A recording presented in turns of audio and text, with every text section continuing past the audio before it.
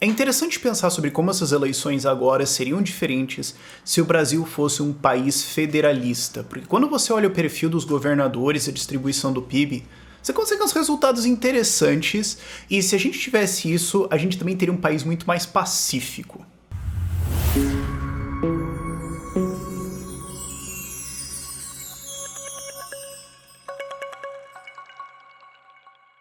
Caso o termo seja novo para você, o que significa federalismo? Significa você tirar poderes de Brasília e colocar eles mais perto dos estados ou dos municípios.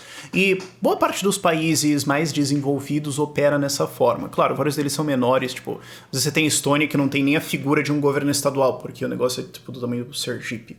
Mas, por exemplo, Estados Unidos é muito assim. Vários países europeus operam num sistema mais próximo disso aí, enquanto no Brasil a maior parte das decisões minimamente relevantes é tomada em Brasília, pela presidência, deputados federais e senadores, e STF no caso. A proposta de uma reforma federalista no Brasil seria, no mínimo, você colocar mais poderes na mão dos estados. Então, legislação penal, como nós vamos caçar e punir criminosos? Várias coisas de desenvolvimento econômico, de regulação para como você pode fazer, ou a ausência de regulação para você fazer as coisas. Tributário, para você ter mais competição entre impostos nos estados. Regulações de coisas consideradas sociais, como, por exemplo, liberação da maconha. Também entra dentro de penal, mas, enfim. Várias coisas dessas, ou mesmo execução de políticas públicas, esse tipo de coisa, várias coisas dessas poderiam ser facilmente transferidas para estados. Acho que as coisas mais simples de imaginação, saúde e educação poderiam ser transferidas para os estados. E você teria mais competição entre os estados e mais influência do governador e da Assembleia de Deputados estaduais, né, Assembleia Estadual, dentro da eleição e dentro de qual é o resultado obtido. Fora que quando você olha as eleições, tá, várias coisas foram para o segundo turno, mas muitas coisas não foram, muitas coisas acabaram no primeiro turno, e muitas vezes a composição da Assembleia do Estado já revela qual é a preferência das pessoas naquele estado. Então, se você permitisse que você tivesse mais poder dentro dos estados, mais gente estaria mais próxima de alguma coisa mais perto do que eles acham legal ou menos pior. A gente não pode dizer que isso significa consentimento, aceitação ou felicidade, e obviamente a gente sabe que o tamanho ideal do estado é 0, mas entre duas opções a gente consegue claramente ver qual é a melhor. O fato é que se você tivesse essa descentralização, eleições estaduais importariam mais e menos gente estaria dissatisfeita com os resultados. Vamos para os dados. Se a gente for ver os governadores eleitos até agora, Santa Catarina, Paraná, São Paulo, Goiás e Minas Gerais são, certamente, aliados do Bolsonaro.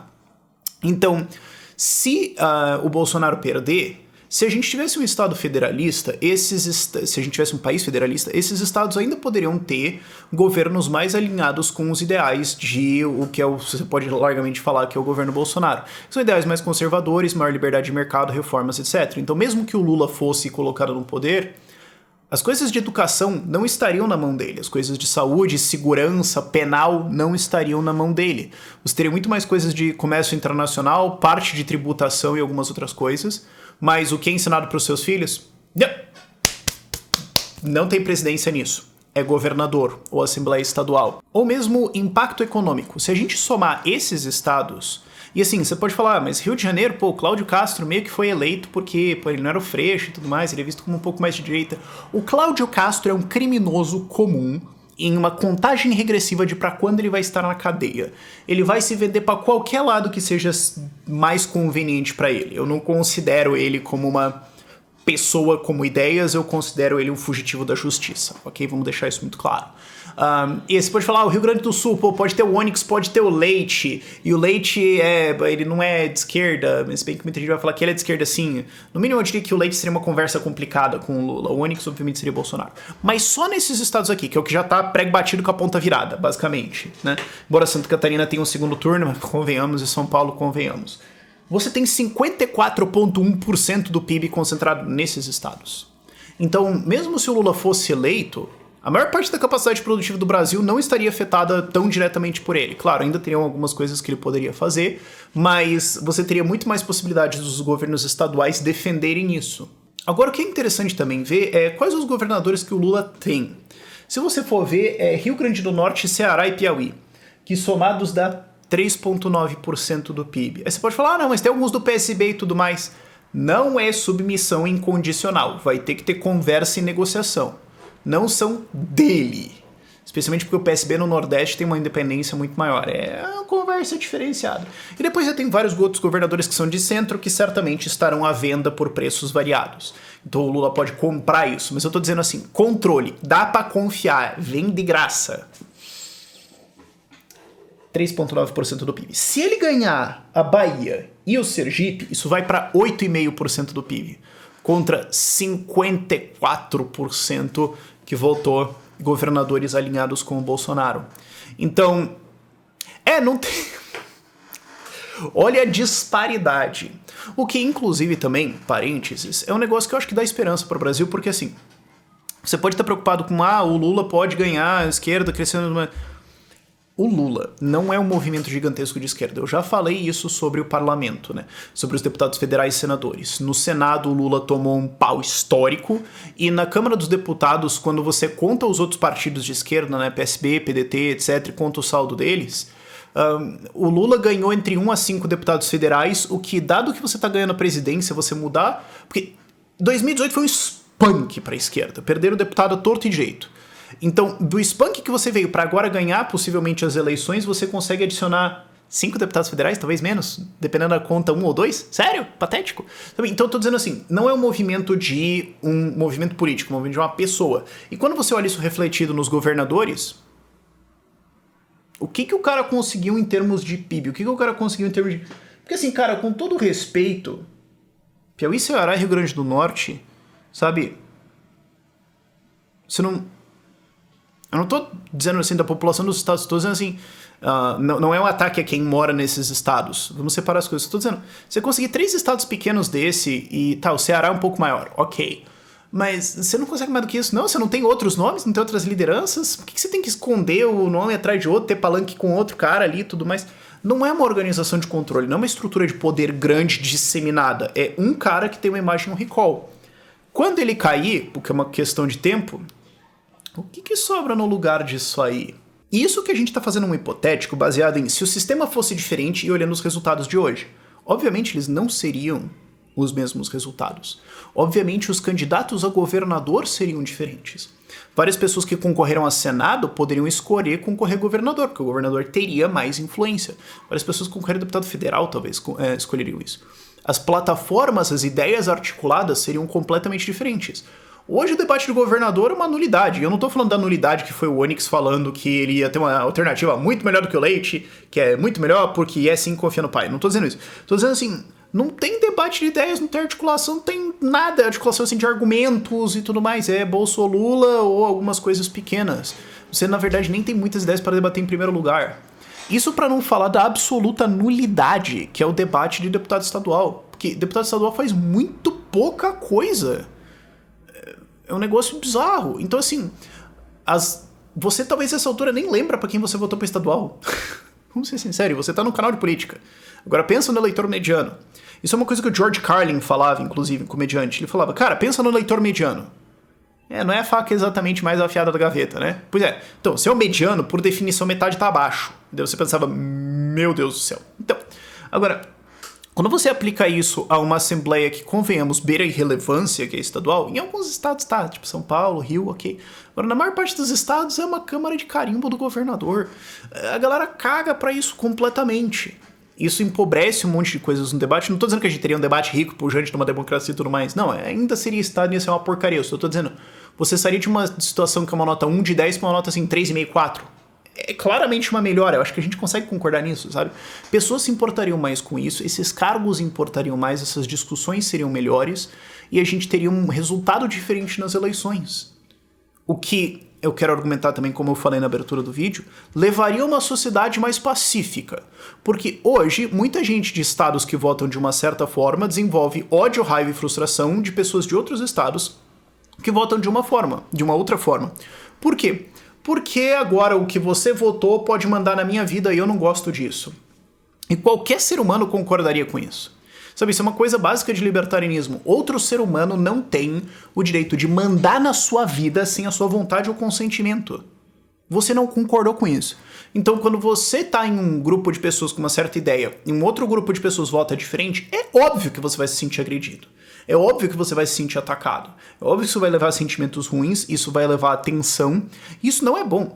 Assim, eu tô falando assim, eu sou ANCAP. Agora, se você é eu tô defendendo aqui, uma democracia e tudo mais. Se você quer um ambiente democrático, pacífico e de harmonia entre as pessoas, um sistema federalista claramente gera um resultado mais pacífico, porque a quantidade de pessoas que pode foder a tua vida é muito menor.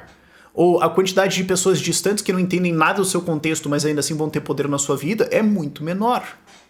Então, você tende a olhar os outros estados mais como, eles podem fazer algumas coisas aqui, talvez eu não goste do presidente, mas cara, educação, saúde, segurança, todas essas coisas estão perto aqui de mim, esse pessoal não tem nada a ver com isso.